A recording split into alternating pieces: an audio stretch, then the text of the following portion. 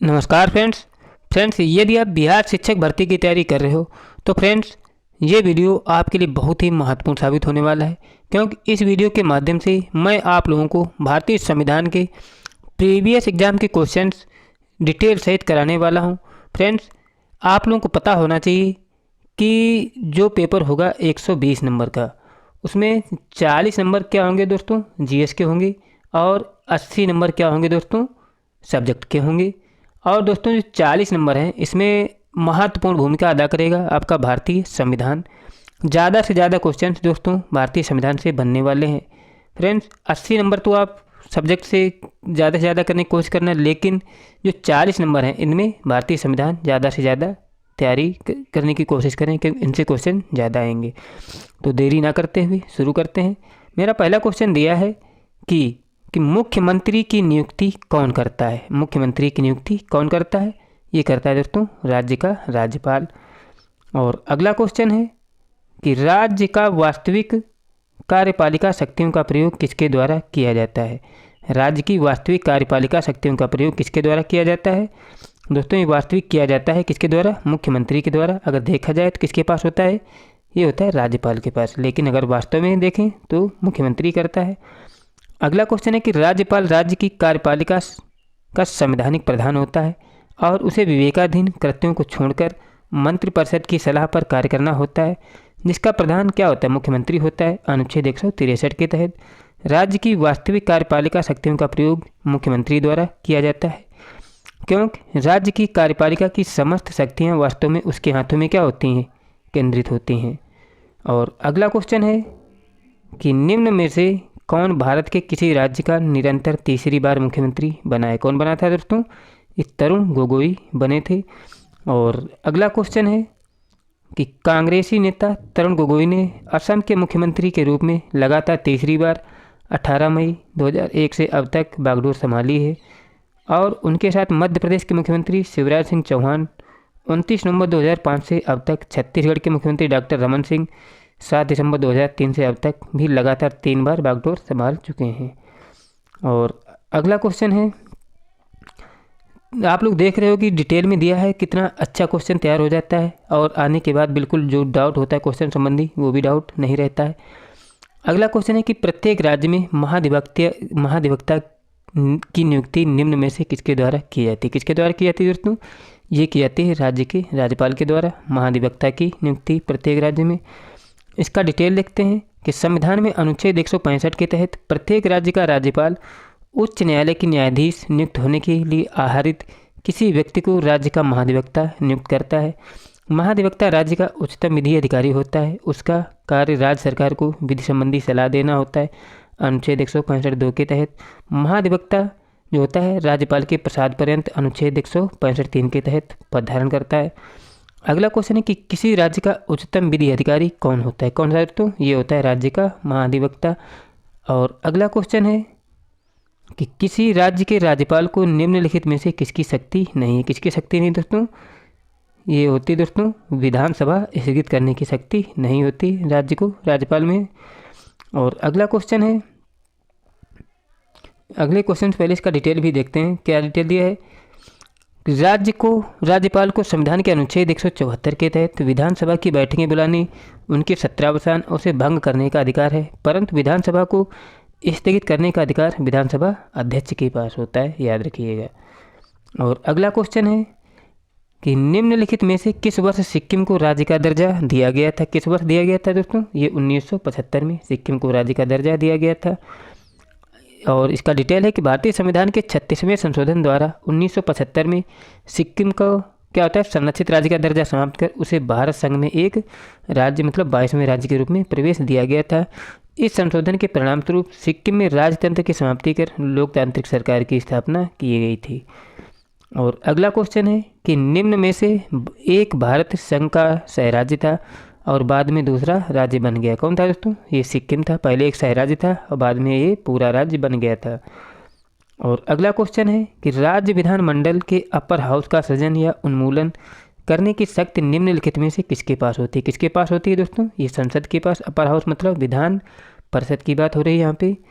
इसका डिटेल देखते हैं। इसका डिटेल है कि संविधान के अनुच्छेद 169 के तहत संसद विधि द्वारा किसी विधान परिषद या राज्य विधानमंडल या उच्च सदन वाले राज्य में विधान परिषद के उत्साधन के लिए ऐसे राज्य में जिसमें विधान परिषद नहीं है विधान परिषद के सृजन के उपबंध कर सकेगी यदि उस राज्य की विधानसभा ने इस आशय का संकल्प विधानसभा की कुल सदस्य संख्या के बहुमत द्वारा तथा उपस्थित एवं मत देने वाले सदस्यों से कम 2/3 बहुमत से पारित कर दिया हो। और अगला क्वेश्चन है कि भारत के किसी राज्य में विधान परिषद को कौन बना सकता है और कौन समाप्त कर सकता है। कौन बना सकता है, अभी हमने बताया था, ये संसद बना भी सकता है और क्या उसे समाप्त भी कर सकता है। और अगला क्वेश्चन दिया है, डिटेल तो हमने बता ही दिया था। अगला क्वेश्चन है कि वित्तीय आपात स्थिति के दौरान राज्य विधानमंडलों द्वारा पारित सभी वित्त विधेयकों को निम्नलिखित में से किसके विचारार्थ आरक्षित रखा जाता है। किसके? वित्तीय आपात के समय ये राष्ट्रपति के विचारार्थ रखा जाता है। इसका डिटेल है, संविधान के अनुच्छेद 360 के तहत वित्तीय आपात स्थिति के दौरान राज्य विधानमंडल द्वारा पारित सभी वित्त विधेयकों को राष्ट्रपति के विचार के लिए आरक्षित रखने का बंद किया जाता है। और अगला क्वेश्चन है कि एक संघीय शासन में राज्य किस अधिकार का अनुभव करता है। किसका अनुभव करता है दोस्तों? ये संविधान द्वारा दिया गया एक अधिकार होता है राज्य। इसका डिटेल देखते हैं कि संघीय शासन व्यवस्था में लिखित संविधान के तहत केंद्र एवं राज्यों के मध्य शक्तियों का बंटवारा होता है जो संघात्मक संविधान का एक परमावश्यक तत्व है। इस प्रकार ऐसी शासन व्यवस्था में राज्य संविधान प्रदत्त अधिकारों का क्या करता है? अनुभव करता है। और अगला क्वेश्चन है कि जम्मू और कश्मीर के राज्यपाल को कौन नियुक्त करता है। अब दोस्तों कौन नियुक्त करता है? भारत के राष्ट्रपति नियुक्त करता है, लेकिन अब ये जम्मू कश्मीर है दोस्तों, ये एक संघ शासित राज्य बन गया है। अगला इसका डिटेल है कि जम्मू कश्मीर, अब इसका डिटेल से कोई मतलब ही नहीं रहा है क्योंकि दोस्तों वहाँ से अब जो धारा 370 लागू थी वो अब हट चुकी है। और अगला क्वेश्चन है कि सुश्री मायावती पूर्व मुख्यमंत्री उत्तर प्रदेश के बारे में कौन सा कथन सही है। कौन सा कथन सही दोस्तों? वह राज्यसभा की निर्वाचित सदस्य हैं, लेकिन ये वर्तमान में देखा जाए किसी भी सदन के सदस्य नहीं है। और अगला क्वेश्चन है कि निम्न में से किस राज्य में केवल एक महिला मुख्यमंत्री बनी थी। किस राज्य में दोस्तों? ये बनी थी दोस्तों राजस्थान में। कौन बनी थी? वसुंधरा राजे सिंधिया बनी थी, याद रखिएगा। और ये तो कई बार रह चुकी लगातार। अगला क्वेश्चन है कि निम्नलिखित में से स्वतंत्र भारत का सबसे पहला राज्य कौन सा है जो केवल भाषाई आधार पर बनाया गया था। कौन सा दोस्तों? आंध्र प्रदेश है दोस्तों। ये क्या है? भाषाई आधार पर बनाया गया पहला राज्य था। इसका डिटेल है कि स्वतंत्र भारत का सर्वप्रथम भाषा आधार पर बनाया गया राज्य आंध्र प्रदेश कब बना था दोस्तों? 1 अक्टूबर 1953 में बना था। अगला क्वेश्चन है कि निम्नलिखित राज्यों में से कौन से एक राज्य को भारत का पहला भाषा राज्य होने का सम्मान प्राप्त है। किसको दोस्तों? वो है आंध्र प्रदेश। और अगला क्वेश्चन है कि राज्यों को भाषाई आधार पर कब पुनर्गठित किया गया था। कब पुनर्गठित किया गया था दोस्तों? आप लोगों को पता होना चाहिए। भाषाई आधार पर पहले पुनर्गठित किया गया था 1956 में। और इसका डिटेल भी देख लेते हैं। क्या है डिटेल दोस्तों इसका?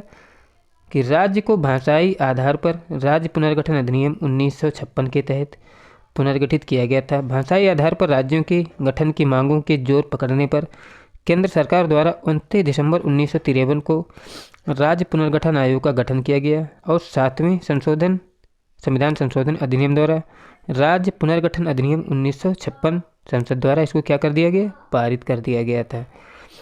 अगला क्वेश्चन है कि निम्नलिखित में से संविधान का वह कौन अनुच्छेद है जो जम्मू और कश्मीर को विशेष दर्जा प्रदान करता था। 370। अब ये हट चुका है, याद रखिएगा। अगला क्वेश्चन है कि भारतीय संविधान का अनुच्छेद 370 परिस्पुष्ट करता है। क्या परिस्पुष्ट करता है? जम्मू और कश्मीर राज्य के लिए विशेष स्थिति को परिस्पुष्ट करता था ये, लेकिन अब ऐसा नहीं है।